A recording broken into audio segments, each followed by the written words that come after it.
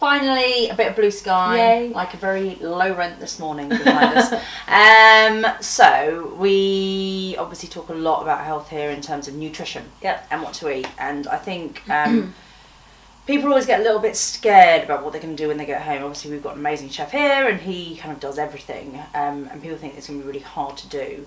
But actually all the recipes that we use are ones that you know and are actually really, really simple. Yeah. Do you kind of help educate? I know obviously you could do the one-to-ones. Do you help people on exactly what to cook when they leave? Yeah, absolutely. So we give everybody the recipes here when they leave. They don't have to pay extra for it. That's part of what we do. Because I get them all from sort of magazines and websites that exist out there already, so it's easily accessible. Of which you love already. Already, absolutely. Healthy Food Guide, BBC Good Food, they're brilliant sources. Yeah. They're creating content every single day. Yeah. So they're great to go to, but they're easy as well. Yeah. They're not something you've got to slave hours for. All of the recipes that we do here can be made in sort of half an hour easily. And actually, one of the girls that came last time, I know that she has actually said to me that every day since, all she's done is cook from that. Yeah.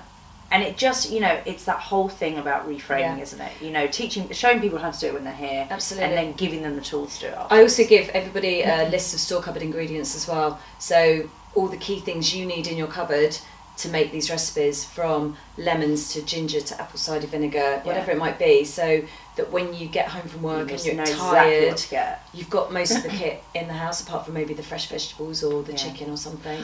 Oh, and what were you saying yesterday about how you tell everyone within their packs as well, excuse me, what to eat if they go out. So if they are on the run, if they can't, they obviously, we're not going to expect people to take a packed lunch in every day. They can literally every lunchtime, etc. You tell them where to go. And what to get. Work out kind of where they work. So say they work in Oxford Street or something like that. Work out the places they've got around them. Yeah. So from Pret to Wasabi to Itsu to Starbucks, and then I give them a list of things that they can eat when they go into those places. Yeah, that's brilliant. Rather than most people see it as a negative and leave here going, oh, I'm never going to be able to eat anything. Yeah. I actually give them a list of foods to look out for, which suddenly opens up their eyes and goes, oh, actually, there's quite a lot I can get. And that's such an important part of it, isn't it? This isn't about deprivation. No. It's about, changing what you're thinking and seeing it in a positive way of, I am refueling and nourishing my body rather than maybe consuming something which will be to its detriment. Yeah,